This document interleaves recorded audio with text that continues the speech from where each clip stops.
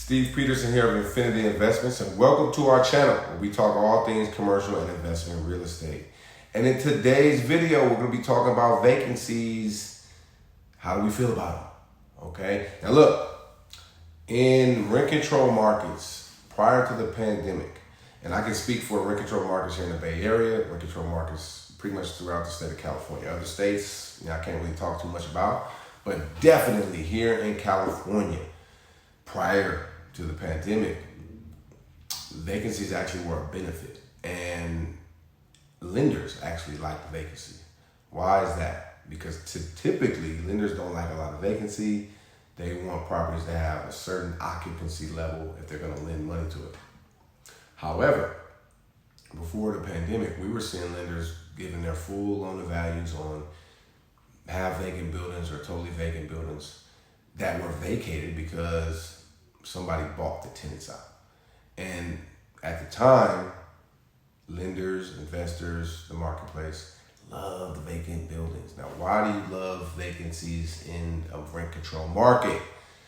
Because you can get market rent. And prior to the pandemic, the rental market really had just been exploding, really since it's been a straight run up since 2011, 2012. I mean, in 2011, 2012 in Oakland, in a tough neighborhood, a 2-bedroom would rent out for 12, 11, 12, maybe $1,300. Prior to the pandemic, a 2-bedroom would rent out $2,200, $2,300.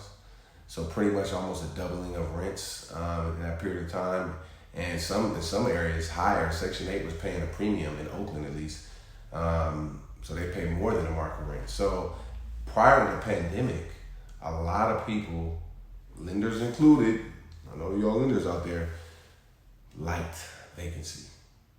Historically, lenders, they don't like vacancy. They want your property to be at least, and they look at different markets or have different occupancy and vacancy rates, but they say, look, if your property's under 90, 85 to 90% occupancy, some lenders won't even lend on it, or they're gonna charge you a higher interest rate. But a lot of them, they're just not gonna lend on it. It has to be fully stabilized, meaning it has to be above that occupancy threshold. And in fact, in a lot of lenders, if the property is under 85% occupancy, they're not touching it.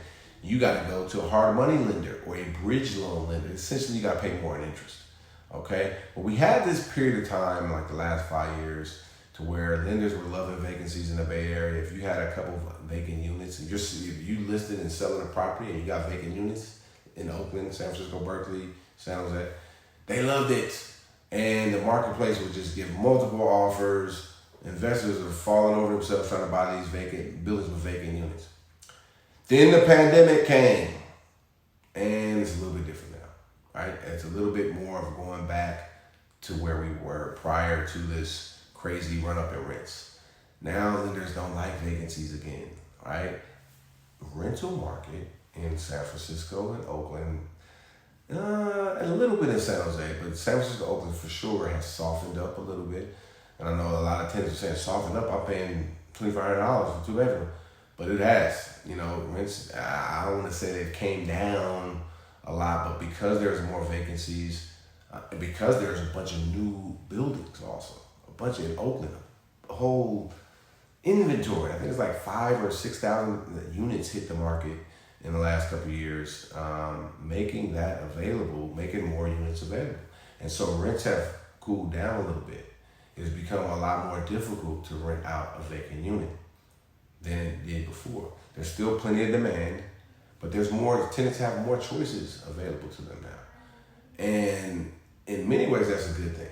But the challenge that I'm seeing in the marketplace, and I would really like to get the feedback from you guys watching this video. How do you feel about vacancies? If you own a building in your property, if you are financing buildings, how do you feel about vacancies? And what is your vacancy threshold?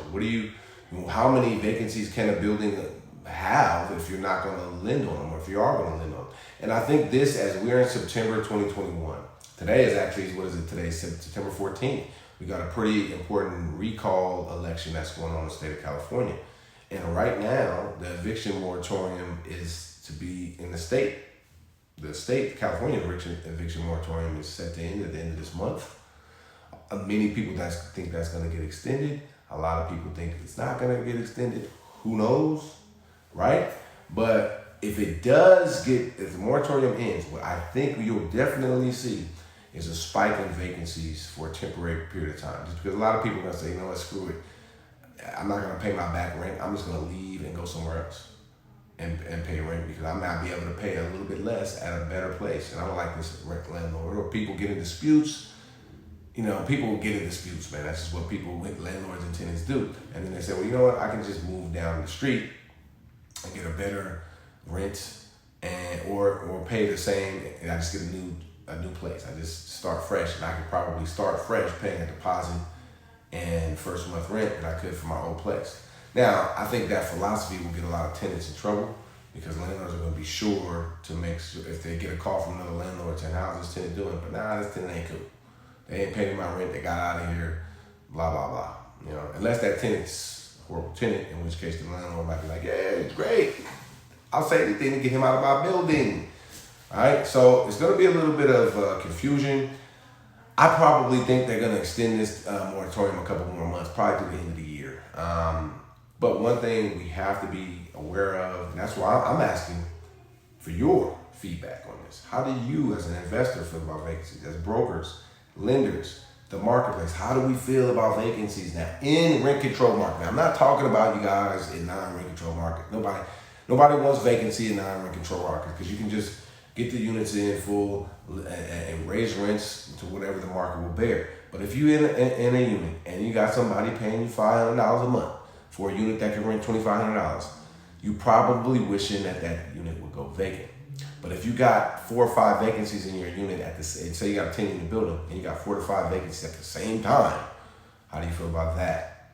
And then lenders, what is your threshold for lending now? Because this is something I think we need to think about, we need to talk about, is how do we feel about vacancies in our buildings. I'm really doing this video to just throw out some ideas and get responses from you guys and how you feel about that. I think in our next couple of webinars that we're going to do, I'm going to reach out to some people in the property management business and people in the legal world of real estate to try to get some clarity on how we move forward whenever this eviction moratorium does end. I think we need to start talking about that now instead of whenever it does happen, just going into mass chaos. Mass chaos ain't good for landlords, it ain't good for tenants, it ain't good for the cities, the states, the county. Chaos ain't cool. If we can figure this thing out up front, yes, there's going to be somebody in disputes. Yes, there's going to be some issues pop off, but then it'll be a lot smoother for the marketplace. And in many ways, this could end up, rents were getting out of control out here. They weren't. But a little bit of balancing out the rents, I think, is good. I think new product to the market is good. Newer buildings that are in better shape, that are functional, that can last longer, and that give tenants options and make things a little bit more competitive for landlords, I think is a good thing. Competition always usually is good, and it keeps everyone on their toes. It makes someone, if you're a landlord, you got to make your units nice and tight. You can't just charge $2,500 for a piece of crap because you can't, right? And I think that may have some temporary heartburn in the marketplace. So let's talk about it. Give me your thoughts, give me your feedback.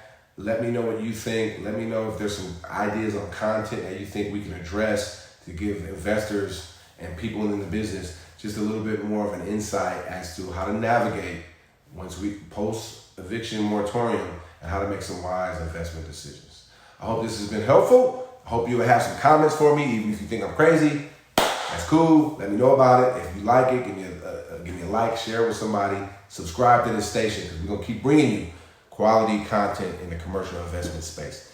To the next one, I hope you be well and best of success to your investing career.